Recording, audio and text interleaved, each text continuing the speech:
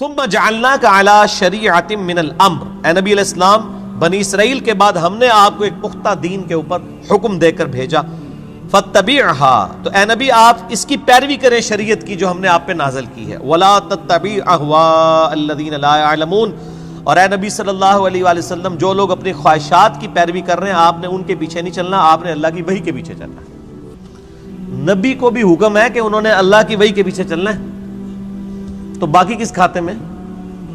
قرآن میں 3 دفعہ یہ آیت آئی ہے، سورہ یونس میں، سورۃ الانعام کے اندر، سورہ الزمر کے اندر۔ قل انی اخاف ان عصیت ربی عذاب یوم عظیم، اے نبی تم فرماؤ کہ مجھے تو خود ڈر ہے اس بات کا کہ اگر میں نے بھی اللہ کی نافرمانی کی تو بڑے دن کا عذاب مجھے بھی آ پکڑے گا۔ کس نے؟ نبی صلی اللہ علیہ وسلم۔ یہ باتیں اس لیے کہلوائی گئی، حالانکہ نبی علیہ السلام تو اللہ کے محبوب ہیں، صرف اس لیے کہلوائی گئی کہ تاکہ بعد میں کوئی بندہ تکبر کے ساتھ معاملات کو کلیم نہ کرنا شروع کر دے کہ جی یہ بزرگوں تو نماز کی ضرورت ہی نہیں، اللہ تک پہنچ چکے نا۔ لوگ کہتے ہیں نا، کہتے ہیں جی نماز تو اللہ تک پہنچنے کے لیے چاہیے، تو جو اللہ تک پہنچ چکے ہیں انہوں نمازہ معاف نہ۔ یہ اس لیے یہ باتیں بتائی گئی تاکہ کوئی تکبر کا جملہ نہ بولے، ڈرتا رہے۔ میں نے کئی دفعہ عرض کیا کہ آپ دیکھیں شیخ عبد القادر جیلانی رحمہ اللہ کی طرف کتنا بڑا جھوٹ منسوب کیا گیا، وہ قصیدہ غوثیہ ایک، جس کے اندر لکھا ہے تمام اولیاء کی گردن پہ میرا پاؤں ہے۔ سر یہ جو جملہ ہے نا کہ تمام اولیاء کی گردن پہ میرا پاؤں ہے، یہ کوئی مسلمان نہیں بول سکتا، ولی تو چھوڑ دیں، یہ شیخ عبد القادر جیلانی پہ جھوٹ باندھا گیا، انہوں نے نہیں کہیں کہا، یہ قصیدہ غوثیہ ہے ہی جھوٹ ہے، انہوں نے نہیں لکھا۔ اللہ کا نیک بندہ تو ہر وقت ڈرتا رہتا ہے، وہ یہ فرعونی الفاظ یہ تو فرعون بولے گا کہ میرا لوگوں کے گردن پہ پاؤں ہے۔ کیا حضرت ابوبکر صدیق نے کہیں بولا ہے یہ کہ تمام صحابہ کی گردن پہ میرا پاؤں ہے؟ صحابہ کے سردار کون ہے؟ ابوبکر صدیق۔ یہ کہتے ہیں عبد القادر جیلانی اولیاء اللہ کے سردار ہیں۔ اگر وہ سردار ہیں تو اس قسم کا فرعونی جملہ بولیں گے کہ اولیاء کی گردن پہ میرا پاؤں ہے؟ استغفر اللہ۔ یہ جملہ بولتے ہی بندہ اپنے ایمان کی فکر کرے، یہ سب کا سب فراڈ ہے، یہ ہے ہی جھوٹ ہے، انہوں نے نہیں بولا۔ انہوں نے جو کچھ بولا ہے وہ میں آپ کو بتاتا ہوں۔ ان کو کسی نے آ کے بتایا کہ عبد القادر عید کا چاند نظر آ گیا، انہوں نے کہا میری عید تو اس دن ہوگی جس دن میں اپنا ایمان بچا کے قبر میں اتر جاؤں۔ سر جو اللہ کا ولی ہوتا ہے اس کو اپنی فکر لگی رہتی ہے، وہ اتنا اکڑ خون نہیں ہوتا کہ لوگوں کو کہتا پھرتا ہے، یہ سب جھوٹ ہے۔ اور جو انسان اپنا پیشاب نہیں روک سکتا کوئی جملہ بول سکتا ہے کہ تمام اولیاء کی گردن میں میرا پاؤں ہے؟ دنیا کا کوئی ولی، کوئی بزرگ اپنا پیشاب روک سکتا ہے؟ Not at all. اگر کوئی ہے تو آئیں، لائیں، ہمارے سامنے پیش کریں، پیشاب روک کے بتائے کوئی۔ انسان تو اتنا کسپرسی کیا حالت ہے۔ اسی لیے دیکھیں کہ آپ لوگ جب بیمار ہوتے ہیں آپ کو اٹھا کے ان کے پاس لے جاتے ہیں، اور یہ لوگ بیمار ہوتے ہیں تو یہ شفا انٹرنیشنل میں علاج کرا رہے ہوتے ہیں۔ آپ کے جب پیر صاحب بیمار ہوتے ہیں ان کو اسپتال نہ لے کے جایا کرو، ان کو بھی پھر کسی مزار پہ ہی لے جایا کرو نا، نہیں لے کے جاتے۔ یہ آپ کو انہوں نے چکر چلائے ہوئے سارے، ان کو پتہ ہے کچھ نہیں ہونا۔ میں تو جتنے بڑے بڑے ادھر دیکھتا ہوں نا، سب کے آپریشن ہاسپٹلس میں ہو رہے ہوتے ہیں، اور عام ہاسپٹل میں نہیں، آغا خان ہاسپٹل میں، شفا انٹرنیشنل میں، جدھر ہم لوگ تو ایک دن کی فیس نہیں دے سکتے۔ تو سر یہ تو بزرگ ہیں نا، یہ کیوں اسپتالوں میں علاج کراتے ہیں؟ یہ تو لوگوں کو پھوکے مار کے صحیح کر رہے ہوتے ہیں، اپنے آپ کو بھی ٹھیک کریں۔ اپنا پیشاب بند ہوتا ہے، اپنے گردے خراب ہوتے ہیں تو ٹھیک کریں نا پھوک مار کے۔ ڈاکٹروں کے پاس کیوں جاتے ہیں؟ پھر تو اس کا مطلب یہ کہ ڈاکٹر ان سے بڑے بزرگ ہیں نا، جو بزرگوں کو بھی ٹھیک کر رہے ہیں۔ ٹھیک ہوگا؟ وہ سب اللہ کے بندو گیم چلائی ہوئی ہے۔ اللہ سے مانگے، اسباب اختیار کریں۔ دوائی کرنا سنت ہے اور دوائی پہ یقین نہ رکھنا فرض ہے۔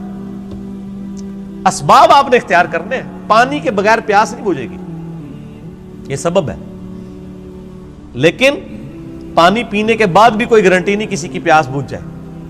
گنہگار بندے کی موت کا وقت قریب آتا ہے نا، تو روایتوں میں آتا ہے کہ اسے اگر سمندروں کا پانی بھی پلا دیا جائے نا، اس کی پیاس نہیں بجھے گی۔ جب اللہ ہی نے پیاس نہیں بجھنے دینی تو سبب یہی اختیار کریں گے، لیکن نظر مسبب الاسباب پہ۔ اللہ اکبر. انہم لن یغنوا عنک من اللہ شیئا، یہ لوگ اللہ کے مقابلے پر اے نبی علیہ السلام آپ کو کچھ فائدہ نہیں پہنچا سکتے. وَإِنَّ الظَّالِمِينَ بَعْضُهُمْ أَوْلِيَاءُ بَعْضٍ، اور ظالم لوگ بعض کے دوست ہیں. وَاللَّهُ وَلِيُّ الْمُتَّقِينَ، جبکہ اللہ جو ہے وہ پرہیزگاروں کا دوست ہے. جس طرح کافر ایک دوسرے کو سپورٹ کرتے ہیں، اللہ تعالیٰ بھی اپنے بندوں کو سپورٹ کرتا ہے. لیکن وہ اللہ کا بندہ بنے، فرعون نہ بنے. اللہ کا بندہ کون ہوتا ہے؟ جو لوگوں کو اللہ کے ساتھ جوڑتا ہے، جو اپنے ساتھ جوڑے، اپنی عبادت کروائے، اپنے سامنے جھکوائے، اپنے پاؤں چموائے. وہ تو اپنی عزت کروا رہا ہے. ترمذی میں حدیث ہے، انس بن مالک کہتے ہیں کہ نبی علیہ السلام کے استقبال میں ہم کھڑے نہیں ہوتے تھے، کیونکہ آپ نے منع کیا تھا. اب ہم اس کو برا سمجھتے تھے. ہزاروں صحابہ کی موجودگی میں نبی علیہ السلام تشریف لاتے تھے، آپ کے استقبال میں کوئی نہیں کھڑا ہوتا تھا. یہاں ایک چھوٹا سا یعنی لوگوں کا بنایا ہوا بزرگ جو لوگوں کے نذرانے پہ اپنی گاڑی چلا رہا ہوتا ہے، لوگوں کے نذرانے پہ اس کی گزر بسر ہو رہی ہوتی ہے، وہ کسی مسجد میں چلا جائے، لوگ کھڑے ہو کے نعرے مارنا شروع کر دیتے ہیں. اور کدھر نعرے مارے ہوتے ہیں؟ مسجد میں. گھر اللہ کا ہے، اور تعظیم کس کی ہو رہی ہے؟ اس مخلوق کی جو وہ نعرہ مارنے والوں کے چندے پہ چل رہی ہے. اسی لیے میں کہتا ہوں نا، لوگوں نے وہ گاڑیوں کے پیچھے لکھوایا ہوتا ہے نا، نگاہ مرشد. مرشد کو بھی چاہیے وہ اپنی گاڑی کے پیچھے لگوائے نذرانہ مریدین. آپ آج نذرانے بند کریں، ان کا تو کوئی سورس آف انکم ہی نہیں ہے. اکثریت کا کوئی سورس آف انکم نہیں ہے. نہ ان کے بچے پڑھے لکھے ہوتے ہیں، نہ یہ خود پڑھے لکھے ہوتے ہیں. ان کو 10,000 کی نوکری نہیں کہیں مل سکتی، لیکن سٹیٹس وہ روزانہ کے لاکھوں روپے خرچ کر رہے ہوتے ہیں. کہاں سے؟ آپ سے. تو صرف ان کو چاہیے نا، جب اپنی گاڑی میں بیٹھے تو گاڑی کے پیچھے لکھے مریدین کے نذرانوں کی برکت سے. آزا من فضل ربی تے نہ انہیں لکھنا تے نہ دے مرید نے لکھنا ہے. وہ تو توفیق نہیں کسی نے ہونی. اصل تو یہ ہونا چاہیے آزا من فضل ربی. تو اگر اتنے مریدین لکھ رہے ہیں نگاہ مرشد، تو پیر بھی لکھ دے نذرانہ مرید کی برکت سے، جو سچائی ہے. دوسرے والی تو ہے ہی جھوٹ ہے. نگاہ مرشد کے جس مرشد میں تسی پال رہے ہو، مرشد تو کس نے پال سکتا ہے؟ اللہ پال رہا ہے، اللہ دے رہا ہے. اللہ کافروں کو بھی دیتا ہے، اللہ مسلمانوں کو بھی دیتا ہے. اللہ جانوروں کو بھی دیتا ہے، اللہ درختوں کو بھی دیتا ہے. سب اللہ دینے والا ہے. اللہ طرف مارا ہے واللہ ولی المتقین، اللہ تعالیٰ پشت پناہ ہے پرہیزگاروں کا. ھذا بصائر للناس، یہ لوگوں کے لیے بصیرت افروز باتیں ہیں، آنکھیں کھولنے کے لیے. وَھدًى وَرَحْمَةٌ لِقَوْمٍ يُوقِنُونَ، اور ہدایت اور رحمت ہے یہ قرآن ان لوگوں کے لیے جو بات یقین کرنا چاہیں. جنہوں نے نہیں ماننی ان کے لیے قرآن میں کوئی ہدایت نہیں. ام حسب الذین اجترحوا السیئات ان نجعلهم كالذین آمنوا وعملوا الصالحات سواء محیاہم ومماتہم، کیا وہ لوگ جو برائیوں کا ارتکاب کرتے ہیں، کیا ہم ان کو ویسا ہی بنا دیں گے کہ جو ایمان لائیں اور نیک اعمال کریں، کہ یکساں ہو جائے دونوں کا جینا اور مرنا؟ نہیں. دنیا میں بھی بادشاہ جو ہوتے ہیں وہ اپنے تابع فرمان بندوں کو نوازتے ہیں، دشمنوں کو سزا دیتے ہیں. تو اللہ تعالیٰ ماتا ہے جو میرے ماننے والے ہیں وہ اور جو میرے نہ ماننے والے ہیں میرے نافرمان، ان کو میں برابر کر دوں گا؟ ان کی زندگی اور موت برابر ہوگی؟ نہیں. زندگی ہو سکتا ہے کافر کی بہتر ہو، لیکن مرنے کے بعد ایمان والے اور نیک عمل کرنے والے کے لیے آخرت میں اللہ کا انعام ہے. ساء ما یحکمون، کتنا برا حکم تم لگا رہے ہو اگر تمہارے دماغ میں کہیں یہ بات ہے کہ یہ لوگ برابر ہو سکتے ہیں.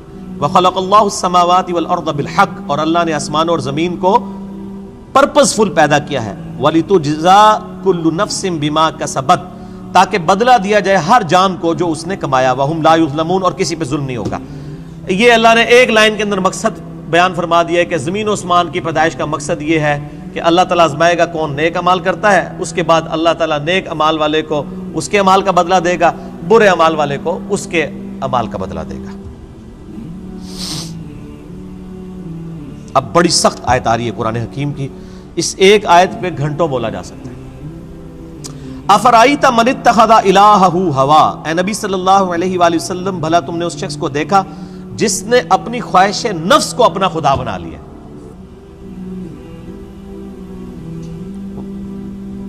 وَأَضَلَّهُ اللَّهُ عَلَىٰ عِلْمٍ، اور اللہ نے اس کے علم کے باوجود اسے گمراہ کر دیا. وَخَتَمَ عَلَىٰ سَمْعِهِ وَقَلْبِهِ، اور اللہ نے اس کے کانوں پر اس کے دل پر مہر لگا دی ہے، وجعل علی بصرہ اور اس کی آنکھوں پر غشاوہ پردہ ڈال دیا ہے۔ فمن یہدہ من بعد اللہ افلا تذکرون، تو بتاؤ اب اللہ کے بعد کون ہے جو اس کو ہدایت دے؟ کیا تم غور نہیں کرتے؟ جس کو اللہ گمراہ کر دے، من یہدہ اللہ فلا مضل لہ، جسے اللہ ہدایت دے اسے گمراہ نہیں کر سکتا، ومن یضلل فلا ہادی لہ، اور جسے اللہ گمراہ کر دے اسے کوئی ہدایت نہیں دے سکتا۔ تو اللہ تعالیٰ فرما رہا ہے کہ ایسا شخص جو اپنی خواہش نفس کی پیروی کرتا ہے، تو اگرچہ اس کے پاس علم بھی ہوتا ہے پھر بھی وہ بہرا، اندھا اور گونگا ہو جاتا ہے، حق بات قبول نہیں کرتا، کیونکہ اللہ اسے گمراہ رہنے دیتا ہے کہ اس کے پاس علم تھا، اس کے باوجود اس نے اس علم کا فائدہ نہیں اٹھایا۔ ایک بندے کے پاس علم ہے کہ اگر میں بلڈنگ کے 10ویں فلور سے باہر چھلانگ لگاؤں تو مر جاؤں گا، یہ پتا ہے ایک بندے کو، وہ پھر بھی چھلانگ لگا دیتا ہے، تو پھر کیا ہوگا؟ مر جائے گا۔ یہی حال اس شخص کا ہے کہ جس کو قرآن و سنت کا علم دیا گیا لیکن اس پہ عمل نہیں وہ کر رہا، اسے ہم کہتے ہیں قرآن میں لکھا ہے ایاک نعبد و ایاک نستعین، صرف اللہ ہی کو پکار، وہ کہتا ہے نہیں، میرے بابے کہتے ہیں بابوں کو پکارو۔ اب علم تھا اس کے پاس، گمراہ ہو گیا، اللہ کی بات نہیں مانی۔ ایک بندے کو بتایا بھی بخاری مسلم میں نماز کا طریقہ رکوع میں جاتے وقت اور رکوع سے اٹھتے وقت رفع الیدین کے ساتھ لکھا ہے، نہیں مانا۔ ایک بندے کو بتایا کہ تم ہر مہینے 11ویں دیتے ہو، جبکہ 11ویں والے پیر کی جو اپنی کتاب ہے غنیت الطالبین، اس میں نماز کا طریقہ وہی لکھا ہے جو بخاری مسلم میں لکھا ہوا ہے، وہ کہتا ہے میں نے رفع الیدین نہیں کرنا۔ تو ضد کا تو کوئی علاج نہیں ہے۔ یہ وہ لوگ ہوتے ہیں جو علم کے باوجود گمراہ ہو جاتے ہیں۔ علم ہے، اسی لیے ہم اکثر وہ لوگ کہتے ہیں وہ ایڈے بڑے وہ مولویوں کو نہیں پتا لگا، وہ پاگل نے، تو ہم پتا سمجھ آ گیا۔ تو ان کو بتائیں، آپ جن علماء کہہ رہے ہیں اتنے بڑے بڑے، آپ کے مخالف اپنے علماء کو اتنے بڑے بڑے کہتے ہیں اور آپ کے علماء کو جاہل کہتے ہیں۔ بریلوی دیوبندیوں کو گستاخ رسول کہتے ہیں کہ نہیں؟ تو کیا دیوبندیوں کے علماء علماء نہیں ہیں؟ اور دیوبندی بریلویوں کے علماء کو مشرک کہتے ہیں کہ نہیں؟ تو کیا بریلویوں کے علماء علماء نہیں ہیں؟ سنی شیعہ کے علماء کو، شیعہ سنیوں کے علماء کو، اہل حدیث ان کو، یہ سارے اہل حدیث کو گمراہ کہتے ہیں کہ نہیں؟ ہم کہتے ہیں شاید ساری صحیح کہہ رہے ہو، لگ ایسا ہی رہا ہے کہ آپ اپنے آپ کو کتاب و سنت کے سامنے پیش کرنے کے لیے تیار ہی نہیں ہو۔ اگر کسی کو بات پتہ چلے وہ اللہ کا شکر ادا کرے، جی میرے تک بات پہنچ گئی، مجھے اس سے کوئی غرض نہیں ہے کہ دنیا کیا کر رہی ہے، مجھے صرف اس چیز سے غرض ہے کہ میرے نبی نے کیا مجھے حکم دیا ہے صلی اللہ علیہ وآلہ وسلم۔ اور نبی جو امت کو دے کے گئے ہیں کوئی بابا نہیں دے کے گئے۔ حجۃ الوداع کے موقع پہ کیا فرمایا؟ میں اپنے بعد تم میں 2 چیزیں چھوڑ کے جا رہا ہوں، کیا 2 بابے، 2 مولوی، 2 شیخ القرآن، 2 بزرگ، 2 صوفی؟ نہیں، کہا اللہ کی کتاب، اس کے نبی کی سنت، اس کو پکڑو گے ہدایت پہ رہو گے، اس کو چھوڑ دو گے گمراہ ہو جاؤ گے۔ تو دین تو یہ ہے۔ ایک بندہ آپ کو قرآن سکھا تو رہا ہے لیکن خود قرآن پہ عمل نہیں کر رہا، تو اس کا قرآن کا سکھانا کیا ہے؟ میں آپ کو کلمہ پڑھا کے مسلمان کر دوں، جب آپ مسلمان ہو اور میں آپ کو بتاؤں کہ یہ اللہ کی کتاب ہے، آپ کتاب کھول کے مجھے کہیں گے آپ نے مجھے مسلمان تو کیا ہے لیکن اس کتاب میں جو کچھ لکھا آپ تو اس پہ عمل ہی نہیں کر رہے، تو آپ اس کو کیا یہ کہیں گے کہ میں تمہیں کلمہ پڑھایا اس واسطے میں جو کہوں گا وہی صحیح ہے، یہ کہیں گے یا قرآن کو مانیں گے؟ کلمہ پڑھانا تو اپنی جگہ ہے، بخاری مسلم حدیث ہے اللہ تعالیٰ فاسق سے، بدکار شخص سے بھی دین کا کام لے سکتا ہے۔ اگر کسی نے کسی کو کلمہ پڑھایا یہ اس کی بزرگی کی دلیل نہیں ہے۔ اگر کوئی کہتا ہے آج ڈاکٹر ذاکر نائک نے ہزاروں لوگوں کو کلمہ پڑھایا ہے، بریلوی دیوبندی اس کو بزرگ کیوں نہیں مان لیتے؟ پھر تسی بھی جھوٹ مارنے بند کر دو، 90 لاکھ نو کلمہ پڑھایا ہے، ادو تو 90 لاکھ بادی کوئی نہیں سی۔ اگر آپ نے کلمہ پڑھانے کو کسی کی بزرگی ماننا ہے تو ڈاکٹر ذاکر نائک نے ہزاروں لوگوں کو کلمہ پڑھایا ہے نا، تو کیا بریلوی دیوبندی اور شیعہ مان لیں گے اسے بزرگ؟ تو سر بریلوی دیوبندی اگر اپنے بابوں کو کہتے ہیں اتنوں کو کلمہ پڑھایا تھے، تسی بھی اپنے بوجھے چ رکھو، پھر وہ کہنے کے نہیں جی کلمہ پڑھانے والا کیا ہوتا ہے تے وہ بد عقیدہ ہے نا، تو سر تسی بھی تواڈے کلمہ پڑھانے والا کیا ہوتا ہے، تواڈے بھی اگر بد عقیدہ نے تو کوئی فرق نہیں پڑتا۔ فرق کس سے پڑتا ہے؟ قرآن و سنت سے۔ اللہ کے نبی کے قدموں تک پہنچو، کسی بابے کے قدموں تک نہیں۔ اس لیے فرمایا تم میں 2 چیزیں چھوڑ کے جا رہا ہوں، اللہ کی کتاب، اس کے نبی کی سنت، قیامت تک کے لیے 2 چیزیں، جو اس پہ عمل کرے گا ہمارے سر کا تاج ہے، اور جو عمل نہیں کرتا گستاخ رسول ہے۔ اصل میں گستاخ وہ ہے۔ ٹھیک ہو گیا جی، آگے چلیں۔ اللہ تعالیٰ فرماتا ہے وَقَالُوا مَا هِيَ إِلَّا حَيَاتُنَا الدُّنْيَا، اور یہ لوگ تو کافر کہتے ہیں کہ بس دنیا کی زندگی ہے، نموت ونحیا، ہم اسی میں مرتے ہیں اور جیتے ہیں، وَمَا يُهْلِكُنَا إِلَّا الدَّهْرُ، اور ہمیں جو ہلاک کرتا ہے نا وہ زمانے کی گردش کرتی ہے، یعنی جب ٹائم پورا ہوتا ہے تو ہم مر جاتے ہیں۔ کوئی یہ زندگی موت کا نظام کسی خدا نے کنٹرول نہیں کیا ہوا، نہ قیامت قائم ہونی ہے، نعوذ باللہ۔ وَمَا لَهُم بِذَلِكَ مِنْ عِلْمٍ، حالانکہ ان کے پاس علم کی رتی بھی نہیں ہے۔ اگر ان کے پاس علم ہوتا تو ان کو پتا چلتا یہ نظام کسی کے بنانے سے بنایا گیا ہے۔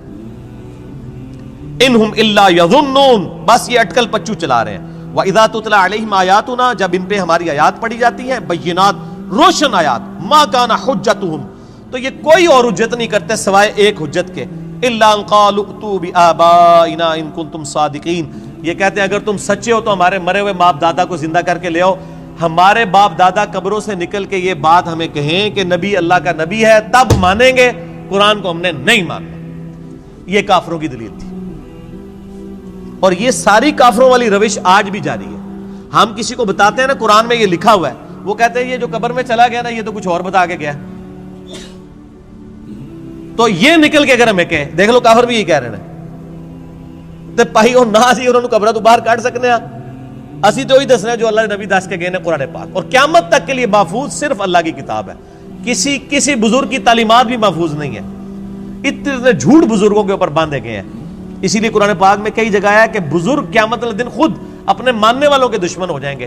2.25 ارب عیسائی کہہ رہے ہیں حضرت عیسیٰ اللہ کے بیٹے ہیں، تو حضرت عیسیٰ ان لوگوں کے دشمن بنیں گے کہ نہیں؟ کیونکہ حضرت عیسیٰ کی تو یہ تعلیمات نہیں ہے۔ شیخ عبد القادر جیلانی کی کہیں یہ تعلیمات نہیں کہ آپ کو المدد یا غوث اعظم دستگیر شیئن للہ،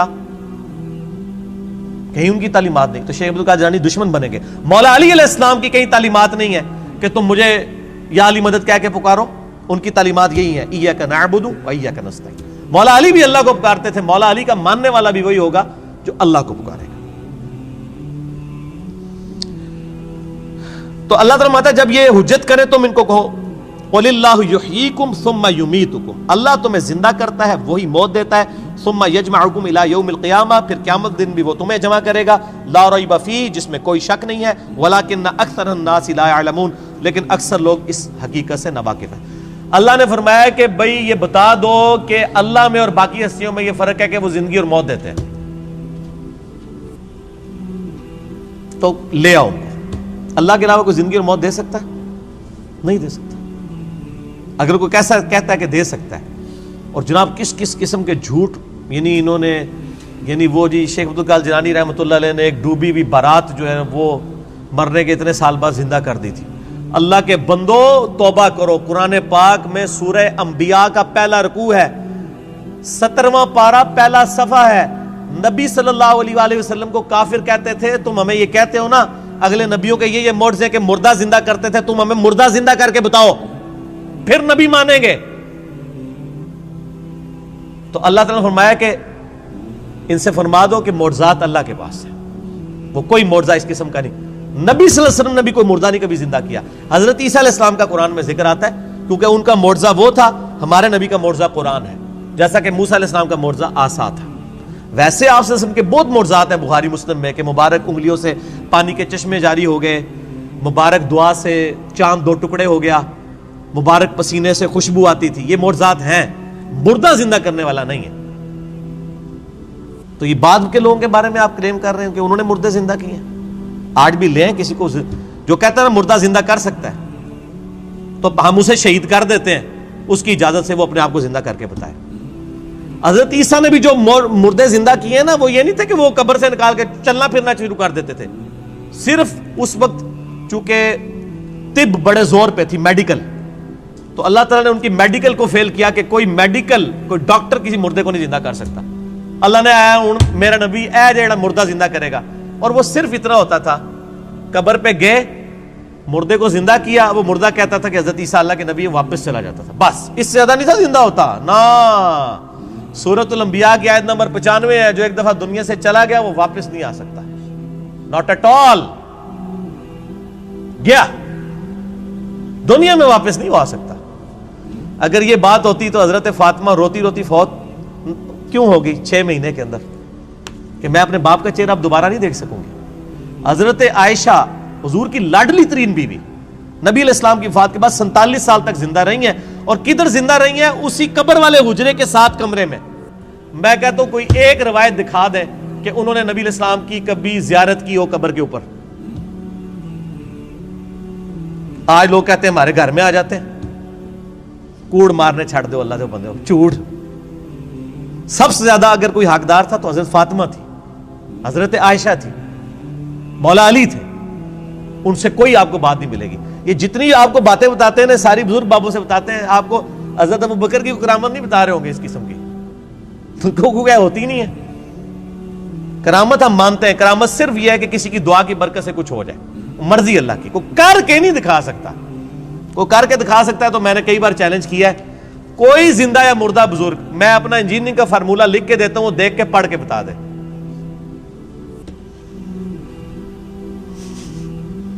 وہ جن کو چیلنج دے رہے ہوتے ہیں وہ کہتے ہیں نہیں یار نہیں پڑھ سکتے ہو. اللہ تو پڑھ سکتا ہے نا, میں اگر کوئی فارمولہ لکھوں اللہ تو پڑھ سکتا ہے نا. اگر آپ مانتے ہیں کہ اللہ ان کو پڑھاتا ہے, اللہ ان کو سب کچھ اللہ دیتا ہے, تو پڑھن نہ پھر. اور میں تو اس سے بڑی بات کرتا ہوں, ان کی آپ نمازیں سنیں, یہ نماز بھی صحیح نہیں پڑھتے ہوتے. میں نے کئی لوگوں کی نمازیں سنی ہیں, نماز غلط پڑھ رہے ہوتے ہیں. ایو النبیوں کو میں نے بتایا نا, ادھر ایک بہت بڑے پیر صاحب تھے جیل میں نام نہیں لیتا.